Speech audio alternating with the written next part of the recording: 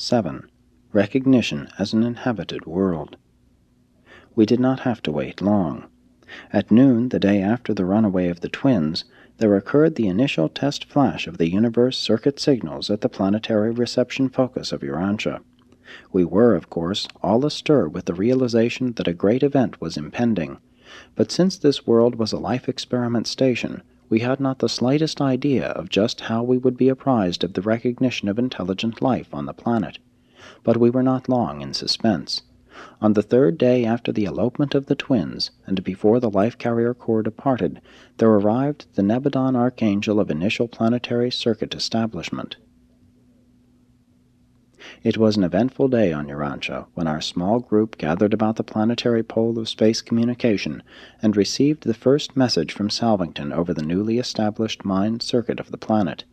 And this first message, dictated by the Chief of the Archangel Corps, said, "To the life carriers on Urantia, greetings.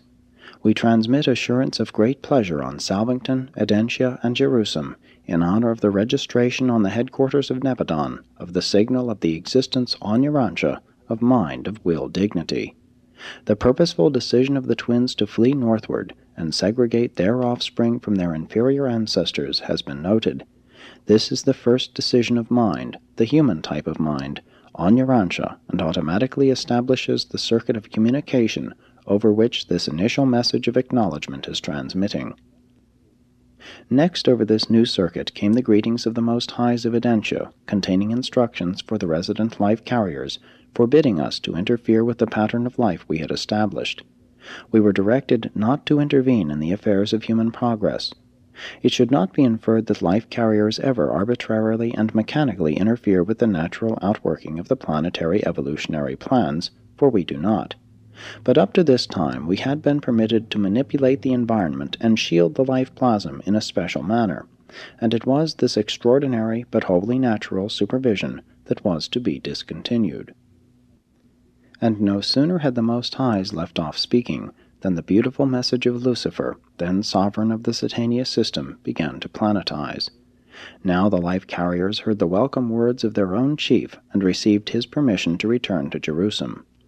This message from Lucifer contained the official acceptance of the life carriers' work on Urantia and absolved us from all future criticism of any of our efforts to improve the life patterns of Nebadon as established in the Satania system. These messages from Salvington, Urantia, and Jerusalem formally marked the termination of the life carriers' age-long supervision of the planet. For ages we had been on duty, assisted only by the 7 adjutant mind spirits and the master physical controllers. And now will, the power of choosing to worship and to ascend, having appeared in the evolutionary creatures of the planet, we realized that our work was finished, and our group prepared to depart. Urantia being a life modification world, permission was granted to leave behind 2 senior life carriers with 12 assistants, and I was chosen as one of this group, and have ever since been on Urantia. It is just 993,408 years ago, from the year AD 1934, that Urantia was formally recognized as a planet of human habitation in the universe of Nebadon. Biologic evolution had once again achieved the human levels of will dignity. Man had arrived on planet 606 of Satania. Sponsored by a life carrier of Nebadon resident on Urantia.